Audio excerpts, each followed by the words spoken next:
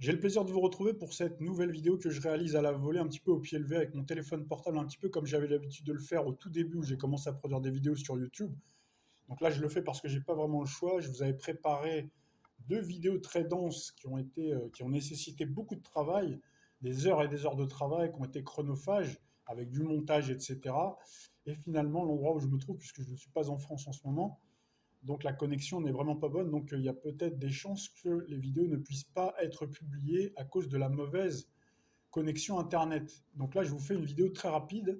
Donc je vais aller à l'essentiel. Je pense que vous avez suivi tous les soubresauts et les péripéties des derniers faits qui concernent l'actualité politique en France, le destin politique qui se joue à travers les élections, à travers notamment la dissolution qui a été prononcée par Emmanuel Macron à la suite des mauvais résultats donc des élections européennes. Alors tout d'abord, les mauvais résultats des élections européennes, c'est pas la première fois puisqu'on a déjà eu le cas avec Madame Nathalie Loiseau, pardon. Et finalement, je fais un lapsus puisque c'est Valérie Hayé aujourd'hui, donc en 2024, qui est la candidate et le point commun qu'elle a justement avec avec Nathalie Loiseau, je vais y arriver décidément. Vous voyez, je les confonds du coup parce que ces deux-là ont le charisme d'une huître, hein, sans leur manquer de respect puisque ça reste des personnes, mais c'est vrai qu'ils ont choisi quand même des chevaux de course qui ne sont pas vraiment les plus flamboyants, c'est le moins qu'on puisse dire. Donc tout ça, ça a été voulu, hein. En 2019, ils ont pris quelqu'un qui n'a pas volé très haut. Pour quelqu'un qui s'appelle Madame Loiseau, au niveau des résultats des élections, ça n'a pas franchement volé très haut. Et c'est pareil, comme par hasard, et ça c'était quand même couru d'avance pour Madame Valérie Hayé, malgré tout le coaching qu'elle a eu, puisque vous avez des séances de coaching qui ont été carrément diffusées. D'ailleurs, j'ai publié, je voulais d'ailleurs vous partager ça sur YouTube, mais vous pouvez retrouver tout ça également sur Twitter. J'essaierai de vous partager ça, vous verrez. Hein, il y a du McKinsey derrière, il y a toujours ces cabinets conseils, mais c'est pas fantastique. Donc tout ça, je pense que c'est voulu. C'est-à-dire qu'Emmanuel Macron, Renaissance, la Macronie, etc., affiche ouvertement que l'élection européenne c'est crucial, etc., qu'ils veulent véritablement gagner. Et à chaque fois, ils vous mettent volontairement, il me semble, en tout cas c'est ma perception, c'est mon analyse de la situation, ils vous mettent des gens qui ne sont pas très charismatiques. Et de manière générale, si vous regardez bien toutes les élections intermédiaires, la plupart en tout cas, à chaque fois, Macron, la Macronie, se prend les pieds dans le tapis. En tout cas, c'est ce qu'on veut vous faire croire. Alors qu'en réalité, dans les élections cruciales, beaucoup plus importantes en tout cas, vous avez à chaque fois Macron, ben, en tout cas pour les deux fois où il s'est présenté aux élections présidentielles, à chaque fois il est passé haut la main, bien sûr avec toute l'ingénierie sociale qui va avec, tous les électoraux pipés qui vont avec. D'ailleurs, c'était l'objet de la vidéo que je vous avais préparée. Donc cette dissolution, elle a été préparée, contrairement à tous ceux qui vous racontent que ça y est, il est mal en point, qu'il a fait n'importe quoi, que c'est une fuite en avant, que c'est la politique de la terre brûlée, que même l'oligarchie lâche Emmanuel Macron. Tout ça, ce sont des balivernes. En réalité, cette dissolution, elle a été préparée à l'avance avec, bien sûr, ses parrains, pour reprendre l'expression qui a été employée par un économiste, puisqu'il a évoqué le fait que Larry Fink de BlackRock était dans les parages juste avant la dissolution et que lui-même, Emmanuel Macron, a revendiqué le fait d'avoir jeté une grenade dégoupillée dans les jambes de ses, entre guillemets, adversaires, alors qu'en réalité, ils sont tous de connivence, hein. En tout cas, ça, c'est ma perception des choses. Après, on n'est pas obligé d'être d'accord, mais à chaque fois, je vous apporte des éléments de preuves, en tout cas, qui font des faisceaux de preuves, hein, de nombreux faisceaux qui vont tous dans la même direction, qui finissent à un moment donné, si on les met bout à bout, par venir valider nos thèses. Il faut faire très attention avec Emmanuel Macron parce qu'à chaque fois, il a tendance à feindre la faiblesse, d'ailleurs bien aidé par toute l'ingénierie sociale, les médias, y compris internationaux, qui vont dire il s'est fait humilier. Vous avez l'opposition contrôlée qui ne cesse, écoutez bien à chaque fois, ils vous disent sans arrêt, il s'est fait humilier, il s'est fait humilier. Alors forcément, ça flatte les bas instincts, ça flatte l'électorat. Vous voyez, mais à chaque fois, mine de rien, regardez pour l'affaire Benalla, on l'avait démasqué, je vous avais dit, c'est une arnaque, c'est un détournement d'attention, et à chaque fois, en fait, ça lui permet de dominer la situation, puisque en fait, il fait croire qu'il est en difficulté, qu'il va démissionner, notamment ça a été le cas pour la période des Gilets jaunes, hein, vous vous souvenez, il était blême, hein, quand il avait fait son discours, etc. Vous avez des patrons qui sont venus sur les plateaux de télévision dire oh là là, il était catastrophé, etc. Il avait le trouillomètre à zéro. Alors je veux bien croire qu'effectivement, s'il se retrouvait dehors face aux gilets jaunes, effectivement, n'importe qui, n'importe quelle personnalité politique, hein, aurait le trouillomètre à zéro. D'ailleurs, allez demander à la macroniste là, qui s'est fait agresser là, pendant qu'elle collait des affiches avec son équipe de campagne, Madame Thévenot, hein. Donc forcément, là, ça doit faire quelque chose de se retrouver face à la réalité. Donc là, on n'est plus du tout dans le sentiment d'insécurité. Là, on se retrouve véritablement face donc, à des véritables citoyens qui sont très en colère, qui sont remontés. Mais ces gens-là étant protégés dans les dorures de l'Élysée, et donc ils ne doivent rien à leurs électeurs, mais uniquement à leurs maîtres, grâce à de l'ingénierie sociale, grâce à de la poudre de perlimpinpin, grâce à tous ces illusionnistes, pour reprendre l'expression à mon compte de Jacques Attali, puisqu'il parle lui-même, vous voyez, à travers son roman de science-fiction, etc. Hein, il dit où est le véritable pouvoir du côté obscur de la force. Et ensuite, hein, vous avez les illusionnistes et il met les économistes. Et ça, on l'a souvent dit hein, sur la chaîne, et j'ai souvent d'ailleurs parlé d'illusionnistes en parlant de Neptune, notamment en poisson.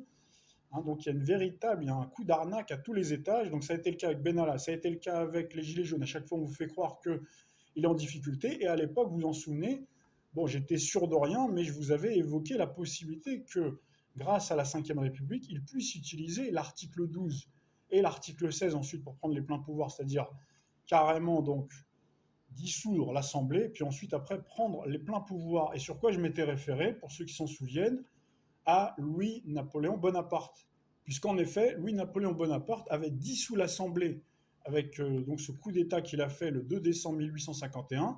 Et donc tout de suite après, on a eu le Second Empire et nous avions donc dans le zodiaque le Soleil, Mercure et Vénus en conjonction, en tout cas dans le même signe zodiacal en Sagittaire, Uranus, Neptune, Uranus en Taureau, Neptune en Poisson, comme en ce moment, comme dans notre ciel de 2024, c'était déjà le cas. On avait déjà Neptune en Poisson et Uranus en Taureau en 2018. Et donc Macron requis 3 photoshopé du 9 juin 2024, dissolution article 12, Soleil, Mercure, Vénus non pas dans le signe du Sagittaire mais dans le signe du Cancer, Uranus en Taureau, Neptune bien sûr en Poisson aux côtés de Saturne. Et vous avez donc la possibilité, puisqu'il l'a évoqué, en cas de débordement après les élections, Emmanuel Macron pourrait activer l'article 16 de la Constitution. C'est bien entendu une possibilité. Donc article 16 égale plein pouvoir suite à la chienlit qu'il pourrait y avoir au chaos, justement, à cette fameuse grenade dégoupillée qu'il a préparée avec ses maîtres à penser, BlackRock, Larry Fink, mais également, si vous regardez la couverture de The Economist, bleu, blanc, rouge, hein, vous vous souvenez du code couleur, on retrouvait une urne géante. Ce n'est pas un hasard. Ça voulait dire, on peut le dire aujourd'hui avec beaucoup plus de certitude, avec le recul des événements, ça voulait dire qu'on pouvait avoir une double ration finalement d'élections pour la France. Et donc attention, puisque vous savez qu'Emmanuel Macron, c'est un jupitérien, et vous savez aussi que Klaus Schwab, on l'a déjà dit dans les précédentes vidéos, l'a épinglé comme étant le guide de l'Europe. Bien entendu, le guide hein, pour nous emmener dans le chaos, le guide pour eux, mais si vous voulez, pour nous, c'est catastrophique. En tout cas, pour les Européens et pour les Français, c'est catastrophique. Mais si vous voulez, il est présenté quand même comme le guide, vous voyez, de l'Europe. Donc, comme je vous le disais, il ne doit rien à ses électeurs, mais uniquement à ses maîtres. Donc, tant que ses maîtres le soutiennent, et même si à un moment donné, il y avait un scénario où on vous fait croire effectivement qu'il est carrément lâché, alors ce serait pour moi, en tout cas à mes yeux, ce serait de la mise en scène. Surtout aujourd'hui avec l'intelligence artificielle, vous savez qu'on est sous l'égide également de Pluton dans le signe du Verseau. Le Verseau, c'est véritablement le roi de la mise en scène. Donc il faut faire vraiment très attention, il ne faut pas tomber, il ne faut pas se laisser avoir par les bas instincts, puisque je pense que beaucoup veulent le départ de Macron, en ont marre de voir sa bobine, en ont marre de voir qu'il se moque de nous sans arrêt, qu'il est dans la provocation, dans la désinvolture. Tout ce qu'on raconte sur lui concernant le caractère, c'est vrai en tout cas. Moi je pense qu'il surjoue aussi beaucoup, tel un acteur justement qui surjoue sur ses qualités ou en tout cas sur ses défauts qu'on peut lui prêter. Donc là, vous les connaissez tous, hein, ils sont égrenés à longueur de journée par ces pseudo-analystes géopolitiques, politiques et géopolitiques, hein, qui ne cessent de vous dire il est fou, ils n'ont que ça à la bouche en fait. Alors que moi, je vous ai expliqué que à chaque fois qu'on a une redistribution des cartes géopolitiques du monde, ils vont vous mettre des uraniens. Je vous avais produit une vidéo en 2020 et je vous avais démontré en partant justement du principe qu'on retrouvait la reproduction d'Uranus dans le signe du taureau comme à l'époque des années 40. On a vu justement l'arrivée d'Adolf Hitler, d'ailleurs du signe du taureau, qui est un uranien avec Uranus valorisé à la cuspide de l'ascendant Balance. On retrouve comme par hasard à notre époque des uraniens. Vous avez également Donald Trump, c'est un uranien. Vous avez Vladimir Poutine, qui est un natif de la Balance ascendant Scorpion. Donc il a Soleil, Saturne, Neptune, ce cycle de Saturne-Neptune en disharmonie. Donc il y a tout ce amas planétaire en disharmonie avec Uranus en Cancer. Donc je vous dis tout ça de tête, hein, je ne vous mets pas les cartes du ciel, justement parce que je vous produis cette vidéo à la volée. Vous regarderez après pour les passionnés d'astrologie, vous pourrez vérifier si tout ce que je vous dis est vrai et vous pouvez me mettre en commentaire si je me trompe. Et donc on a cette disharmonie, donc c'est quelqu'un effectivement qui est capable aussi d'opérer des volte-face, qui est capable également de bien passer à l'écran, de faire crépiter nos écrans, que ce soit les écrans d'ordinateur où on regarde Internet et où on regarde nos téléphones portables également, mais également la télévision, pour capter l'attention et également pour changer, si vous voulez, de ligne politique, bien qu'eux, ils ont un agenda qui est déjà programmé, eux, ils changent de cap comme ça, donc assez facilement, parce que les Uraniens, ils ont cette propension justement à changer de cap assez facilement, de dire le tout et son contraire avec beaucoup d'aplomb. Donc Emmanuel Macron, si on revient sur sa dissolution, donc il faut faire très attention parce que cette dissolution, effectivement, elle met face à face les deux, entre guillemets, extrêmes. C'est-à-dire qu'en fait, on retrouve ce monde bipolaire. Donc le monde bipolaire dont on avait décrypté à plusieurs reprises sur les couvertures des économistes, le retour du monde bipolaire, on le retrouve bien sûr à l'échelon national, ce qu'on a à l'échelon international. Pour en finir avec cette similitude astropolitique entre Louis-Napoléon Bonaparte et Emmanuel Macron, que je vous ai très souvent cité au point même d'en devenir redondant, mais vous voyez que ça a beaucoup de sens. Regardez aujourd'hui, puisqu'il est évoqué la possibilité, la potentialité d'activer l'article 16, c'est-à-dire de prendre les pleins pouvoirs et donc d'opérer ce coup d'État pour aller vers cet empire fédéral de l'Union européenne. Vous avez entendu la pseudo-indiscrétion, la fausse indiscrétion de Philippe de Villiers, qui vous a dit que Emmanuel Macron briguerait la présidence de l'Europe. N'oubliez pas que c'est un jupitérien. Jupiter ne se contente pas d'un petit territoire comme la France, qui est aujourd'hui une province. Ça fait déjà bien longtemps que les pays sont vassalisés à travers justement cette construction européenne. Donc là, on arrive véritablement au dernier étage de la fusée. Donc, vous voyez, si ce scénario se produisait ou une variante de l'article 16, on verra exactement concrètement comment ça se produira. Quoi qu'il en soit, le coup d'État, il a déjà été fait, mais disons que effectivement, c'est-à-dire de manière beaucoup plus effective, on peut avoir justement donc cette prise des pleins pouvoirs avec l'article 16, prélude, si vous voulez, au fait qu'on dissout définitivement la France dans ce magma européen avec ses États-Unis d'Europe. Et que Emmanuel Macron, qu'il reste à l'Élysée ou qu'il parte, donc s'il part, ce serait très certainement pour devenir président de l'Europe. Donc c'est aussi pour ça qu'il faut faire très attention, parce qu'on peut vous brosser un scénario où finalement on vous dit Macron, il dégage, tout le monde dit hurrah, et puis finalement il se retrouve président de l'Union européenne. C'est-à-dire qu'en fait il continuera à régir la France depuis Bruxelles, depuis donc cette commission européenne, où il présidera cette commission. Donc là il faut rentrer dans le détail après des différentes réformes qui sont en train d'être mises en œuvre, mais de toute façon, c'est le dernier étage de la fusée, puisqu'il ne faut pas s'étonner, puisque c'est annoncé depuis les années 50. Depuis les années 50, et même on pourra remonter à la grande Europe hitlérienne, puisque en fait le projet remonte à l'époque où Uranus était justement dans le signe du taureau. Alors pour passer maintenant à la numérologie, donc on retrouve là encore une fois des similitudes avec l'année 8, puisque vous savez que 2024 est baigné par les vibrations 8. On retrouvait en 1988, donc si vous faites l'addition, on retombe sur du 8. D'ailleurs, on retrouve, vous voyez, le 8 et le 8. Il y a déjà eu à l'époque une dissolution de François Mitterrand, année 8, 1997. Également une année 8, une année où Jacques Chirac, vous le savez, a prononcé le 21 avril 1997 cette dissolution où tout le monde avait dit que c'était une connerie, et lui-même d'ailleurs avait fait passer ça pour une connerie. Finalement, vous avez vu qu'il avait pu faire un deuxième mandat. Avec le recul des événements. D'ailleurs, c'était cet argument-là que je vous avais pris en 2018. Je m'étais appuyé sur cet argument-là pour vous dire attention, parce qu'Emmanuel Macron peut effectivement prononcer la dissolution et donc accepter une cohabitation avec de toute façon des gens qui sont de connivence pour mettre en œuvre certains volets de la politique. Politique bien entendu concoctée au plus haut niveau par la plutocratie. Si vous analysez les différents programmes de ces différentes coalitions, que ce soit d'un côté le nouveau Front populaire, c'est-à-dire la gauche, l'extrême gauche qui est appelée comme ça sur l'échiquier politique, la gauche radicale, et de l'autre côté le Rassemblement national, la droite dite radicale qui est présentée comme extrême, donc vous avez à chaque fois des éléments dans le programme qui sont très intéressants à faire passer par la plutocratie. Si on prend l'exemple du nouveau Front populaire, vous avez tout le volet climatique, donc là vous savez qu'il y a un agenda derrière, donc l'arrivée au pouvoir d'un ministre, d'un premier ministre, qui serait issu de cette coalition, le nouveau Front populaire, ça permettrait de faire passer ces mesures concernant le réchauffement climatique, concernant également le partage de certaines richesses et surtout la spoliation de ceux qui ont de l'épargne, de ceux qui ont encore de l'argent, hein, que ce soit les bourgeois, mais également le Pékin moyen, c'est-à-dire la majorité d'entre nous, certains ont un compte épargne, etc. Donc là, ça permettrait effectivement de spolier, de se servir sur les comptes bancaires. Et si vous avez le Rassemblement national, là aussi, il y a un agenda derrière. Vous savez que le Rassemblement national donc, est beaucoup plus favorable, notamment à certaines mesures, par exemple la réforme des retraites. Ils ne sont pas hostiles à faire travailler les gens beaucoup plus.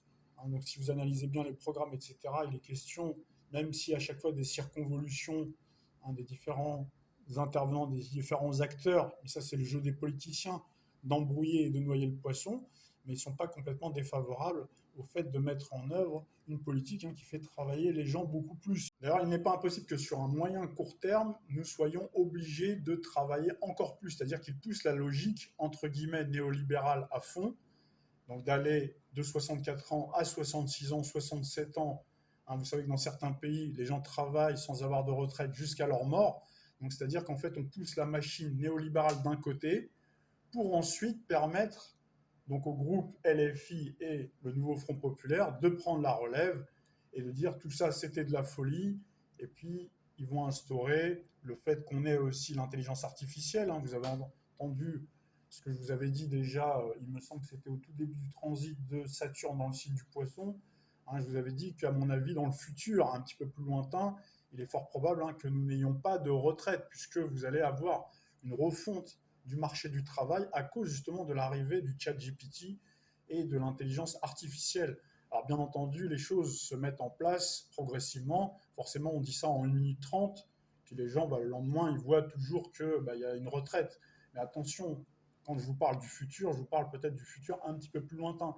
Donc c'est la même chose, là je vous parle du futur un petit peu plus proche, c'est-à-dire qu'ils poussent la machine économique pour dégoûter les gens, donc afin effectivement de faire travailler les gens beaucoup plus, comme c'est le cas en ce moment. Alors si on remonte justement à cette époque du 4 septembre 1942, nous retrouvons d'ailleurs Uranus qui transitait le Gémeaux. Or vous savez qu'en 2024, nous avons Uranus qui finit progressivement sa course dans le signe du Taureau. Il en a encore pour 2 ans, même si on va avoir une première incursion dans le signe du Gémeaux à partir du 7 juillet 2025. 7 juillet 2025, on aura une première incursion pendant quelques temps, et ensuite on aura une rétrogradation pour avoir Uranus jusqu'au 26 avril 2026, et ensuite nous aurons Uranus durant les 7 prochaines années dans le signe du Gémeaux. Or, vous savez que le signe du Gémeaux, c'est le signe du Rassemblement national. Vous vous en souvenez, à l'époque, vous avez parlé du crédit social déjà. Je vous avais déjà montré que le Rassemblement national était du signe du Gémeaux. Or là, on retrouve bien le Gémeaux. À l'époque, vous voyez, on retrouve bien Saturne,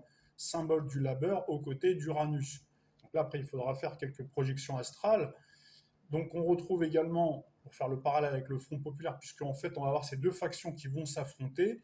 Donc le nouveau Front populaire, vous savez qu'on avait déjà un Front populaire qui était arrivé au pouvoir en 1936, et nous avions, si vous regardez les cartes du ciel, bien sûr Uranus en 1936, nous avions Uranus dans le signe du Taureau, Saturne dans le signe du Poisson, comme en ce moment, vous voyez, comme à notre époque, comme en 2024, et nous avions Jupiter non pas dans le signe du Gémeaux, comme en ce moment, donc comme durant cette élection, ce deuxième tour, ce premier et deuxième tour des élections législatives, mais nous avions Jupiter qui était dans le signe du Sagittaire, c'est-à-dire le signe opposé, le signe complémentaire, et nous avions Mars dans le signe du Gémeaux. Or, nous allons avoir Mars qui va transiter justement dans le signe du Gémeaux, juste après les résultats, quelques jours après les résultats du deuxième tour des élections législatives. Regardez comme par hasard, le nouveau Front populaire a aussi été créé sous un soleil dans le signe du Gémeaux avec en prime Jupiter. Donc là, il faut faire très attention parce qu'on a le soutien également de Pluton, qui transite toujours le signe du Verseau. Or, vous savez que le Verseau, c'est le signe de la France insoumise. On avait déjà vu ensemble que le titre, le changement de nom, le changement de la formation, en tout cas la transformation de la formation politique, du front de gauche à la France insoumise, c'était sous un soleil dans le signe du Verseau. D'ailleurs, c'est ce qui m'avait amené à vous dire attention, parce que dans le futur, on pourrait avoir donc la France insoumise qui pourrait effectivement venir imposer son programme, notamment le changement vers une sixième république en réalité qui serait inclus dans ce grand ensemble qui est la fédération les États-Unis d'Europe, en fait, hein, les États-Unis d'Europe, donc qui inclut la province France. Donc ce serait de toute façon une grosse escroquerie. On verra de toute façon, on n'est pas encore là. Pour l'heure, on est toujours dans cette élection. Donc ça veut dire que le nouveau Front populaire donc, est également marqué par le Gémeaux, tout comme le Rassemblement national. Donc là, on retrouve bien les deux frères ennemis, puisque le Gémeaux, c'est le signe de la gémellité, de la fraternité, mais aussi qui peut être le frère ennemi, hein. Donc c'est le mythe d'Abel et Caïn. Donc là, on retrouve hein, donc l'affrontement avec cette duplicité, avec ce côté malheureusement dévoyé, puisque je vous ai déjà expliqué que le Gémeaux, c'est un signe de très grande qualité, mais comme tous les autres signes, chaque signe zodiacal a ses qualités et ses défauts. Et là, malheureusement, avec le transit de Neptune et Saturne, en disharmonie avec le poisson, et ben, malheureusement, ce sont plus les défauts. C'est-à-dire, c'est la tromperie, la duplicité. Hein, donc là, on retrouve le côté beau parleur, si vous voulez, des Gémeaux, avec des promesses qui n'engagent que ceux, finalement, qui y croient, comme d'habitude. Hein, c'est toujours la même. C'est toujours cette fameuse maxime hein, qui est valable plus que jamais en politique. Donc là, pour le résultat de ces élections, donc forcément, il y a ce barrage, comme d'habitude, en face au RN, au méchant RN. Tout est mis en œuvre hein, pour effectivement créer cet épouvantail, donc pour créer également cette mobilisation de l'électorat contre le méchant. Donc ça ne va pas durer très longtemps, mais c'est vrai que ça dure quand même depuis des décennies et ça fonctionne à chaque fois. Donc on verra si ça fonctionne encore cette fois. Normalement, Mars soutient Jordan Bardella puisqu'il est natif de la Vierge, mais attention, je vous ai dit que quelques jours après, nous avons Mars qui passe dans le signe du Gémeaux, et donc il peut y avoir une possibilité de trahison, c'est-à-dire dans l'élection, finalement, dans le scrutin qu'on vous présente, eh ben, on vous présente que finalement, l'appel de Macron, du Rassemblement de la gauche, etc., ça a permis de marcher, d'autant plus que je vous ai montré tout à l'heure sur la carte du ciel de 1936 que Saturne était dans le signe du Poisson, comme en ce moment, c'est-à-dire qu'on avait ce cycle de Uranus dans le signe du Taureau, et Saturne en soutien dans le signe du Poisson. Donc le Poisson, c'est plutôt un signe de gauche. On retrouve d'ailleurs ce cycle de Saturne-Neptune. Saturne-Neptune, c'est plutôt l'arrivée au pouvoir des formations radicaux de gauche, hein, tous ceux qui sont issus de ces formations du Parti communiste, trotskiste, néo-trotskiste, et bien sûr vert. Hein, on a déjà démontré cette similitude qui existe entre le fait qu'on ait Uranus en taureau, le signe de la Terre, et puis vous avez Neptune, hein, qui est dans le signe des océans, c'est-à-dire son signe zodiacal, et donc on trouve bien cette relation entre le ciel, la terre. Donc quand on parle d'écologie, notamment du climat, parce qu'en fait, hein, ils ont tout mélangé, hein, ils vous ont fait tout un gloubi-boulga pour embrouiller les gens, pour embrouiller les esprits. Donc ils dévoient complètement la science de l'environnement pour vous créer en fait quelque chose qui n'a rien à voir hein, avec l'écologie. On vous brosse à chaque fois, on vous met toujours en avant bien sûr les bons principes de l'écologie auxquels on est tous finalement attachés, en tout cas une grande partie de la population. Mais après, pour le reste, hein, on a déjà débattu là-dessus, mais on aura l'occasion de toute façon d'y revenir. Comme il est question de la dette, hein, donc tout à coup, vous avez d'ailleurs le gouvernement qui fait semblant de s'embrouiller. Hein, vous avez certainement entendu parler de Bruno Le Maire et Emmanuel Macron qui se sont lancés quelques invectives.